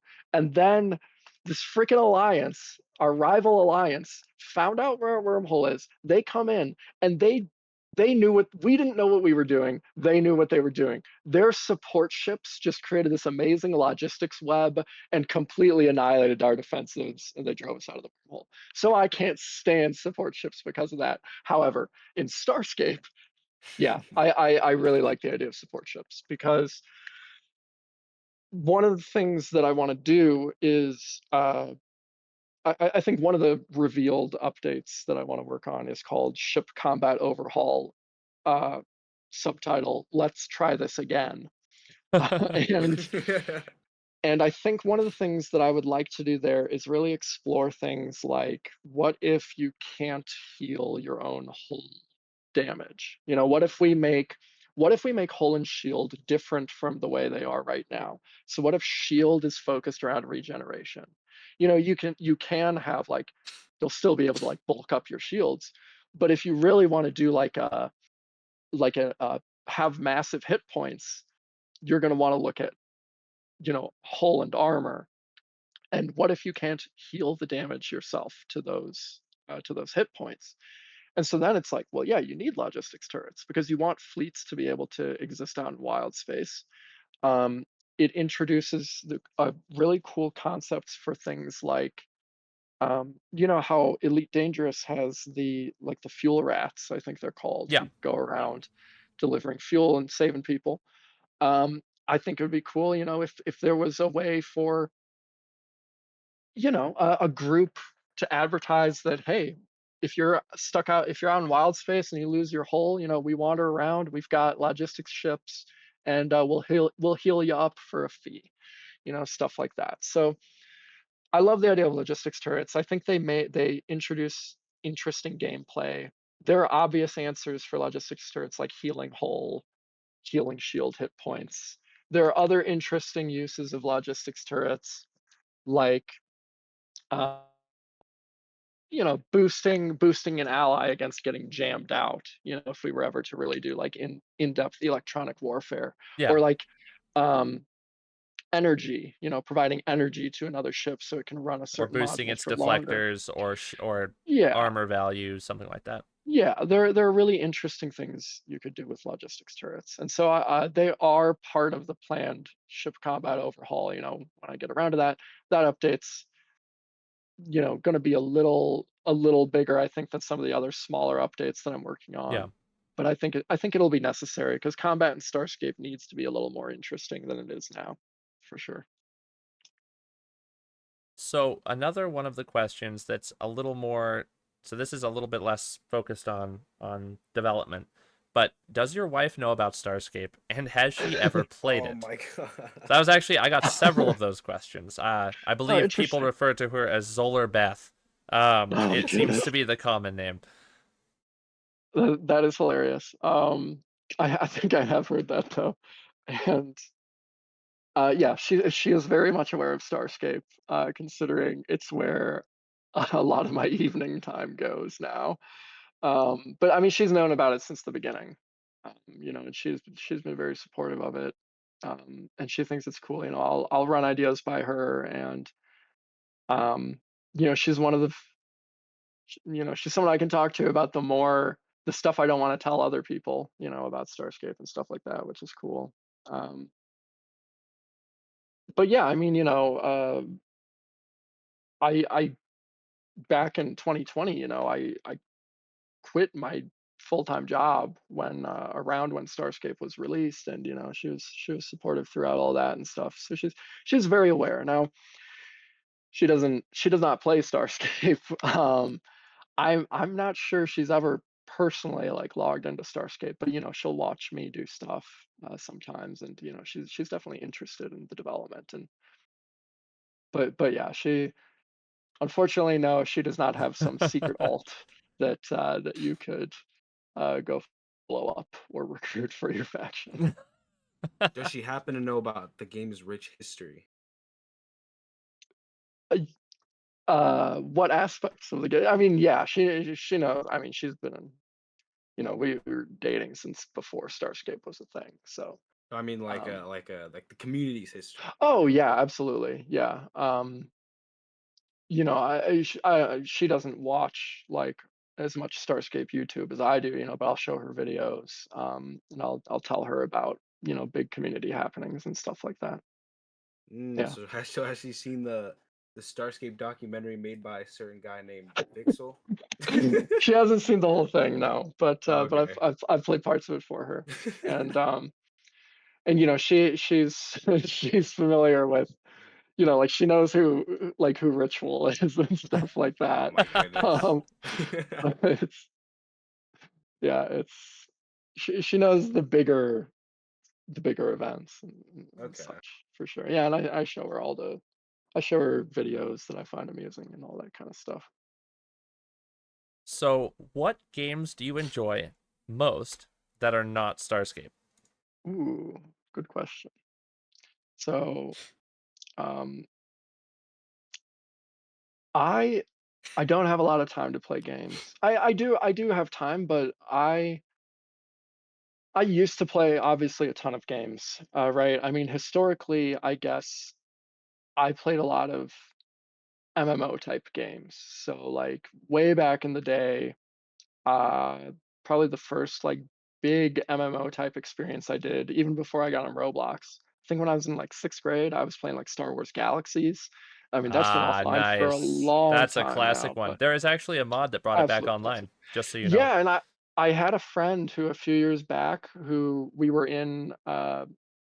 lived in a city and we're in the same guild together and stuff, and he was a buddy of mine. He mentioned it to me, and I was like, if you ever want to come back, hop on it. I haven't tried it out again, but I love that game. It was a lot of fun. And and then of course I played a lot of Eve, for a couple of years. It was only for like a couple of years there. I was playing a lot of Eve. Um, Historically, I've loved games, just sci-fi games in general. I played a ton of Spore growing up. I also played a ton of Civilization growing up.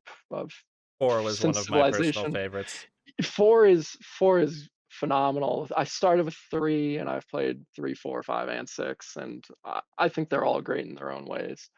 Um, but to bring it a little bit more up to other games I played back in the day, if anyone's familiar with Toontown, played a lot of that. And That was my game back then. going back even farther, Virtual Magic Kingdom was probably my first like big online multiplayer experience. Okay, I need to get to like present games I play, but quick story. I had a girlfriend in like third grade, and she went to a different school. And the way we kept in touch, because we didn't have cell phones or anything, we would email, and then we would play Virtual Magic Kingdom, which was a browser-based game released by Disney that was like, mini games and walk around a virtual representation of the Magic Kingdom. I think it was the same company, but that made like Habbo Hotel and stuff like that. But we would keep in touch on VMK, with the heavily filtered chat and stuff like that. And eventually we broke up because Aw. she, there's another fourth grade boy that she got interested in at her new school. And oh well. But anyway, bringing it back into the present, I don't have a lot of time to play games. I do have time, but I do find that games games stress me out a little more than they used to, especially multiplayer games. I was talking with Vxyl earlier. I'm really not good at PvP. I actually historically have sucked at PvP in every game I've ever played. Um, whether it's whether it's Star Wars Galaxies or Eve or Fortnite or Warzone or whatever, I suck at PvP. So I don't play a lot of competitive games these days. Um, I play a lot of single player games. So and that transition started probably around like 2016 or so is when I started really focusing on single player games. Um, Playing The Witcher 3, it was such an in-depth, beautiful, beautiful game, such a rich story. Loved it. And since then, I've really just been trying to find a game that scratches that same itch. And I think the two that have come closest are uh, Red Dead Redemption 2 That is a good one. and Yeah. phenomenal game. It's a little what would you say, long in the tooth, I think is the expression. No, that's not the name. That's not the expression. Getting on in year. Yeah, it kind of is. It Yeah, takes a while to yeah. finish, and it takes a while, but it's great. And recently, I've been playing Cyberpunk, and it is phenomenal. And if yeah, I highly recommend. I know it had a rough launch, but it is great. Yeah, I know Try that it they've if you made haven't. some great strides in. I know that Yeah. recently the, not necessarily 1.0, but it was like a relaunch of the game almost. And 2.0, yeah. 2.0, okay, yeah. And from what I And heard, then that actually 2.1. fixed a lot of the issues the game had initially, which I'm looking Yes. forward to trying it someday because I actually own the game. So I play a lot of these single player games. I And another game that I really, really want to encourage everyone who's a fan of sci-fi to play. If you're a fan of sci-fi and you're at least somewhat interested in like puzzles or mysteries, you need to play a game called sorry, not the, called Outer Wilds. Now, when I say that, you're going to think I'm talking about The Outer Worlds. They are not the same game. Outer Wilds is a single player mystery, sci-fi, space exploration, puzzle kind of game. It is at the top, I believe, of my list. If you forced me to choose a favorite game I've ever played, I would probably say that, because there are certain moments in that game where you can only experience those moments once, but they blow your mind. And so if you're listening to this right now, do not look up this game.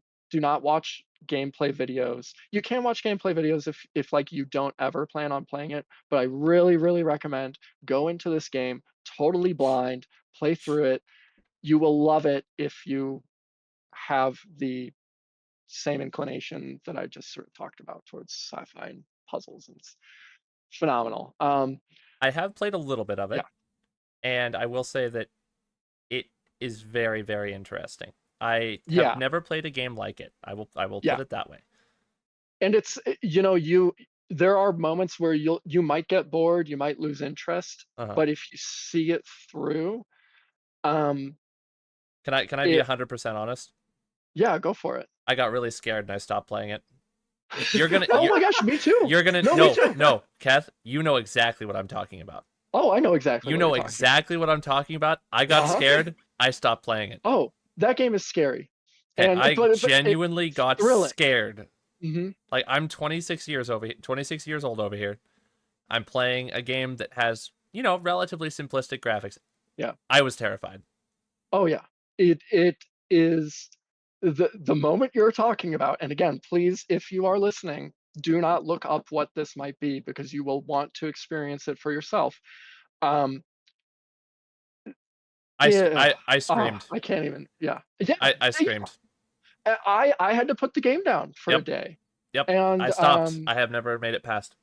I and did the actually scream. and there's one point of the game in particular where if you were measuring my heart rate, it's probably the highest it's ever been while playing a game. Yeah, I As far as hidden gems it's go, that is one of the most hidden and the yeah most gem games I yeah. think exists.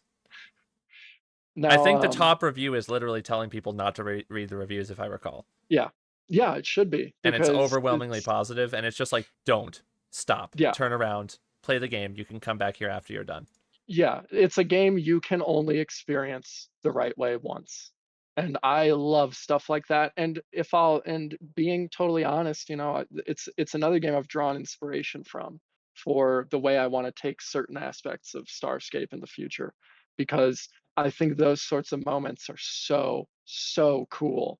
Um, Now, I'll put that aside. I just want to talk about that game now, but I'm going to put that aside and just give a couple more examples of games I've been playing lately. Um, I generally avoid competitive multiplayer games, but from time to time, I will. I have one friend in particular who I will. He'll find a game or I'll find a game. We'll talk to each other and be like, "Yeah, we should try this out." We did that with Valheim. That was Valheim's incredible. fantastic. A Hmm. fantastic Cool. game. It's another game that I think is you experience it once and then going back to it is never quite the same. It's still a great game on playing it again, but I almost wish I had waited until they had sort of wrapped up some of the later game stuff. But and then I think recently we tried out Pal World and it's fun. It's fun. It really is. And We got to get that's you been into pretty cool. Helldivers, man. Oh I've my. been very interested. It is competitive, I know, or like, well, It's challenging. yeah, it's challenging, My and brother and I so were like, playing it earlier this morning, and there was also screaming. Um, yeah, yeah. Again, I'll leave it at that. yeah. It's like No, Bile At each Titans. other? No, no, we were Oh, we okay, were okay, not okay. prepared to face a Bile Titan, and Oh my. it was prepared to face us. And there was a lot of I'm- screaming, and there was a lot of running, and there was a lot of panic and heart rate, as mentioned earlier. Heart rate was definitely not low. mhm, mhm. That got to me. It did. Final game I want to mention is uh, Sea of Thieves. It was pretty bare bones at launch, but I was like a day one player of that game. And if you have a group of friends and you just kind of want to man a pirate ship and shoot the breeze and have some really cool moments, it's one of those games that yeah you'll have memories from that game that you share with a group, and I think that's really cool. So I'll love it. Yeah, they're still working on it a bit. Yeah, for sure. So, a couple other small questions. People were wondering if the descriptions for some of the new ships and turrets will get, because so I personally I really enjoy reading the descriptions for like ships when I'm building them. Yeah, The description for like the phalanx and the description for the Virtue they're just really cool. It adds some context to the ships, and people were yeah, wondering when possibly the descriptions for those were going to be introduced. yeah. Yeah, that's another thing. One of the reasons, yeah, I like talking about how the next gen update was not one of my favorites is because, yeah, in terms of unfinished things on ship descriptions and item descriptions, like Those are important, yeah. And so I should just take an afternoon and like write thoughtful descriptions for everything where the description is basically this is a new ship, Yeah, yeah. and stuff like that, because that just takes you out of the game, and that's lame. So I think the last major question I have on my list is, do you plan on re-engaging talks with Roblox about being featured again? Featured how? Do they still have the featured category? Um, I don't know. I don't know if they haven't been do on that chat actually. in so sure. long. That was just a question that was sent in. Sponsored Yeah, maybe? so I think I'm not sure they have.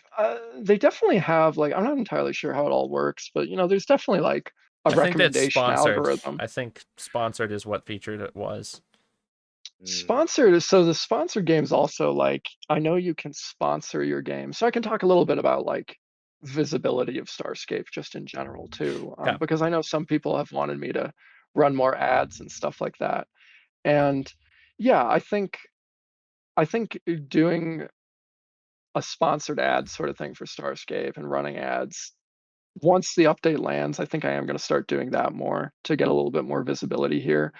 As for like official support from the company, um, I'm not expecting anything. I know that uh, there were people in Roblox who really appreciated Starscape, and it's one of the reasons it got the nomination for the 2020 Bloxies and stuff Hmm. like that. But um, I think in general, I'm not sure if there's even really like a featured section anymore. I don't think there is. And so like, yeah, and so like it's all going to be about organic growth, and Yeah. and I think we can get there with the advertising avenues that we have available. I think it would be cool too to run ads because Starscape it's not a normal Roblox game. I think it would be really cool to at some point run some ads, like YouTube ads, like Yeah. off Roblox Well, I mean, platform, you and can like, tell that because a lot of people who play Starscape play Roblox for Starscape. yeah. And yeah. I think that it would be cool to yeah, cool to do that, see if we can get interest. I would love it. I would just love it in the future if people talk about Starscape the way they talk about, you know, Eve or other off-platform Roblox games. It would be really cool. It's a difficult goal for a game on a platform whose primary audience is middle schoolers, Yeah. but I think it's doable for Yeah. sure. I agree. That's all I have personally. Vixel, do you have anything Oh else? yes. I do have a question. Okay, so do you remember the historical markers you added in game? Oh yeah. Do you ever plan on like updating it? Adding like more recent events or just stuff that happened after like all this stuff that happened Yeah, after I that? yeah, and I think that I've always seen the historical markers as a like a living um yeah, they're a living system, so they're Yeah. meant to be added to. Um, I think I've been a little less tuned in to the goings on of the community, certainly over the Mm, past couple of years. So I've been sort of unaware, and it's also difficult because like things like big battles, right? You yeah. you you can't add one for ever. Like we've added them for a few of the large battles that have happened in history, but Yeah. now those sort of thresholds have been crossed, so it's difficult to determine when something is like historically significant in Starscape. But Hmm. when the community comes to a sort of collective conclusion on something, then yeah, I want to add it. And then fun stuff like the grenade pit too, just to Yeah. Yeah. One of the more amusing moments in yeah, the game's history there. yeah. Yeah, there's a lot of history to be made still, for sure. Yeah. I will be honest, I think the best days of Starscape, I know it sounds cliche. I know it really does. But I think we actually have more to look forward to than we have to look back on. Um I Yeah, would like to that's think so. true. I I for one am unbelievably excited about the upcoming update. I am more excited. We talked about this early on. I'm more excited about the small things that will affect me every minute in the game Hmm. than I am about the big things that look cool, right? So the warp Um, relays are great. I think I'm going to end up using them quite a bit. I am more excited about the game returning to its really buttery smooth kind of gameplay that it had, yeah, because the main game right now, as I'm sure you're aware, is a little choppy, loading into yeah, new systems, all that stuff. Um, the gameplay can be a little buggy and a little laggy even on machines that it shouldn't be, just because yeah. Roblox is Roblox, and I'm shocked the game still works, honestly, after this long. I really am. Roblox has a remarkable record of breaking games when it updates things. Maybe not as Yeah, much now and as it did in the past, but I think they've finally done it with the new top bar icons, because I have some hard-coded offsets for certain cursor calculations and things like that, which will break when that is fully rolled out. So that's great.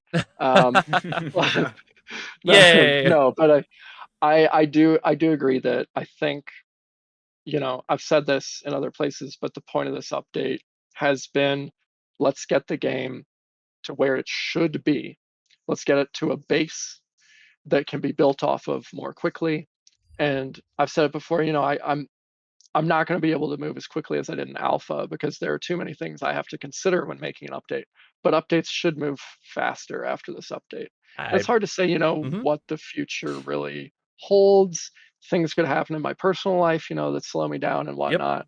But working on my own schedule like this should ensure that I don't get burnt out the way I have I'm in the very past. excited to just see things move forward at a steady pace without the stress of having a release date, without the stress of having, this big team going at it, which adds its own type of stress. Anyone who's been involved in a team can tell you that. I'm excited for the passion project Starscape to kind of make its return. Like I think that's the best Yeah, way to put it. Um, me too. I'm really looking forward to future things. I'm looking forward to a lot of the visuals. Just I think it's going to put the game in a really good place for how it feels to play while you're playing it. Yeah, All right, well, agreed. this has been a very fun experiment. I look forward to future podcasts because this is just the first one. Vxyl and I will probably return for future episodes. For now, we're going to focus on Starscape, I think. In the future, we'll probably branch off to other things alongside Starscape. But it's been very exciting to have you on, Keth, for our first episode. I And had a I'm great time. very Yeah, thank you thankful to for Vxyl's assistance, and I think there are really exciting things in the future.